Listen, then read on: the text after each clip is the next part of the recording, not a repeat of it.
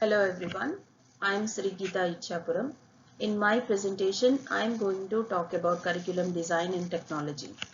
I was previously working in a CBSE curriculum school. The instructional design approaches I have adopted were inquiry-based learning and experiential learning.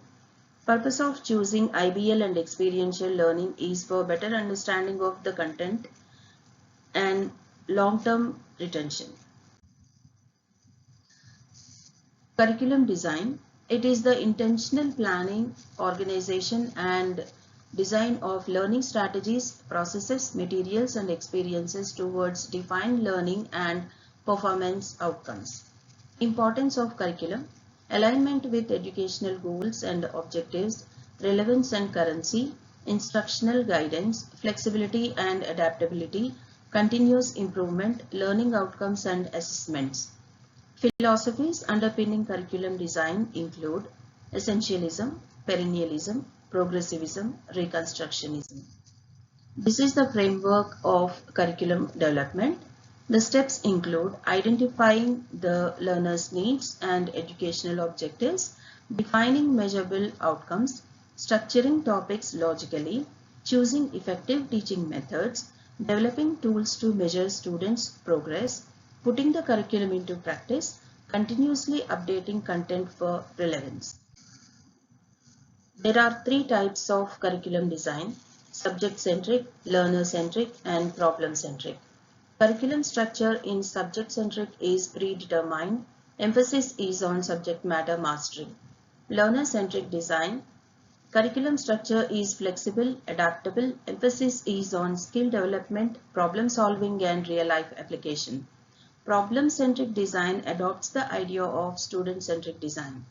Teacher's role is primarily source of knowledge and authority. In learner-centric and problem-centric designs, it is facilitator or mentor. Student's role is expected to absorb information, memorizing facts. Learning is passive in subject-centric design. In learner-centric design, it is active participation. Students construct their own knowledge. Learners use a self-directed approach to acquire knowledge, detects problems, and find solutions in practical situations in problem-centric design. Learner-centric and problem-centric design help to develop collaboration skills, communication skills, self-directed learning skills, critical thinking skills, creativity skills, cognitive skills, and ICT competence.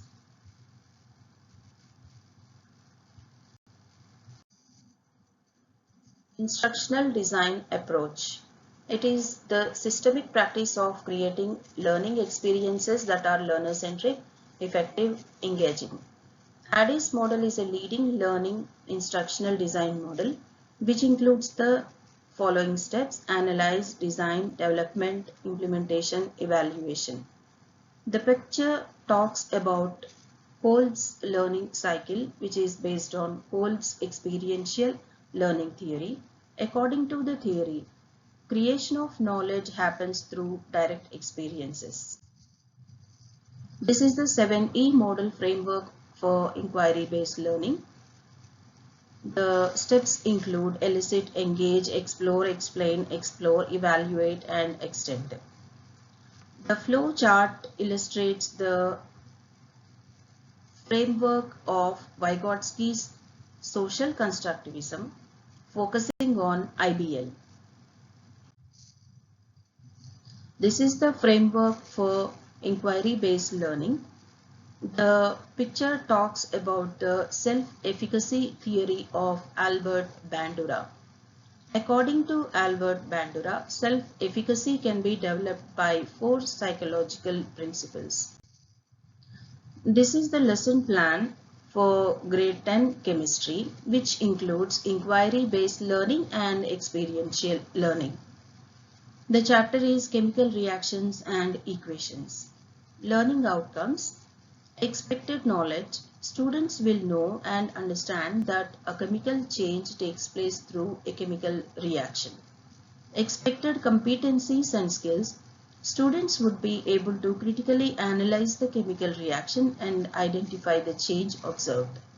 Teaching and learning process includes inquiry questions and experiment. These are some pointers for formative assessment. The materials required for the experiment include magnesium ribbon, burner, watch glass and tongs.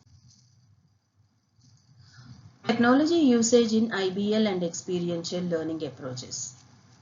Digital tools can be used for investigation, for sharing and discussions, for reflection, for investigation and creation, for creation and presentation, for reflection and evaluation. Technology can also be used in the form of virtual labs. Virtual labs are useful in virtual chemistry experiments, virtual dissections for biology students, virtual simulations for physics learners. Benefits include in-depth understanding of concepts, accelerated learning, provides a safe learning environment, produce demonstrable mindset changes, enables personalized learning. This is the AI integrated lesson plan for science curriculum. Critical reflection. Learners' readiness. Learners were enthusiastic to know about a new topic and participated actively in experiential learning. Teacher's workload. Teacher has to work on inquiry-based questions to spark interest in topics and prepare the lab for activities. This may likely increase workload for teachers. Curriculum expectations. Before starting the topic, teachers should have clear understanding of curriculum goals. Time constraints. This is the most important and challenging for teachers, but careful planning and implementation can result in desired outcomes. Assessment requirements. Proper assessment pointers should be planned. Classroom management. This is another most important aspect for teachers. A classroom is a mixture of diverse learners. Teachers can take help of gifted learners to help others in the classroom so that whole class is engaged. Institutional support. Support from department head and other leadership team for teachers is required to implement IBL and experiential learning methods. Inclusion and differentiation. There are varieties of teaching methodology used by teachers in an inclusive classroom to meet the educational needs of children with and without disabilities. For example, differentiated instruction, universal design for learning. Recommendations for inquiry-based and experiential learning in science education.